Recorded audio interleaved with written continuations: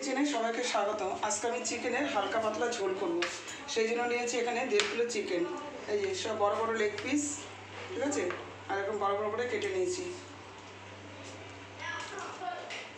আর নিয়েছি এখানে 500 গ্রাম আলু, এটা ছোটো আলু 2 টুকরো করে একটু হালকা সেদ্ধ করে নিয়েছি।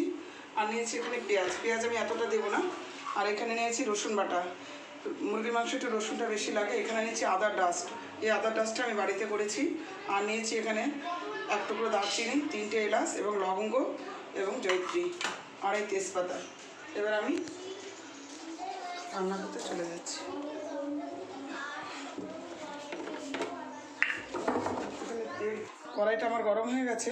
এবার আমি তেল দিয়ে দিলাম। এটাকে আমি কালকে রাত্রে এটা আদা পেঁয়াজ রসুন বাটা দিয়ে আমি ম্যারিনেট করে রেখেছিলাম। আর অল্প একটু সরষের তেল দিয়েছিলাম, নুন টুন মাখিয়ে রেখেছিলাম। এটা বলা হয়নি, বলে দিলাম।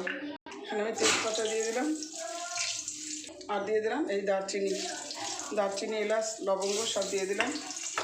এখানে আমি সামান্য চিনি দিয়ে দিলাম।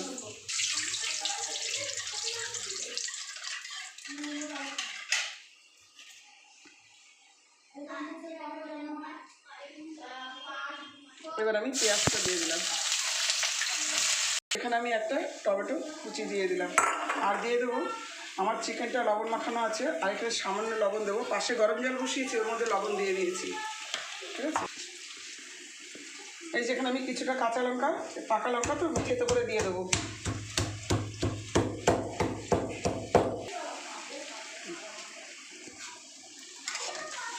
এবার দিয়ে দেবো রসুন বাটা আর দিয়ে দিলাম আদার ডাস্ট।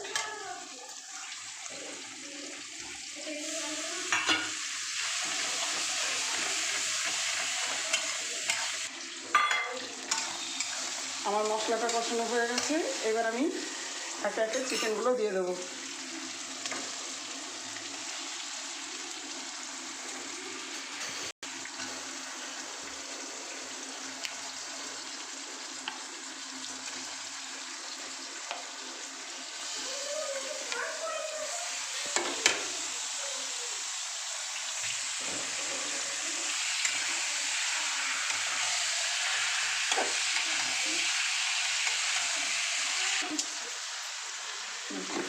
এখানে আমি 50 গ্রাম টক দই নিয়েছি। এটা সামান্য চিনি দিয়ে ফেটিয়ে নিয়েছি। এবার আমি টক দইটাকে দিয়ে দেবো।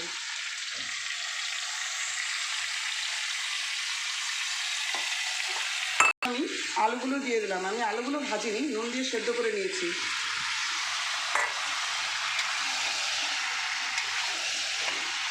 আমি কিন্তু এখনও হলুদ দিইনি এবং লঙ্কার গুঁড়োও দিইনি।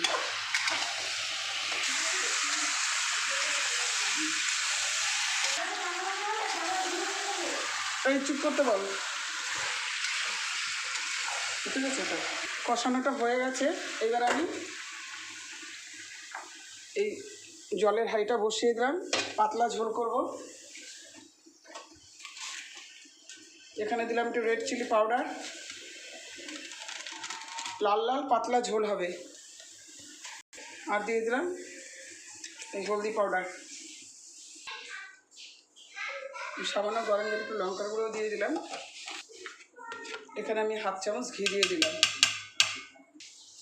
আর দিয়ে দিলাম গরম মশলার 1 চামচ গুঁড়ো।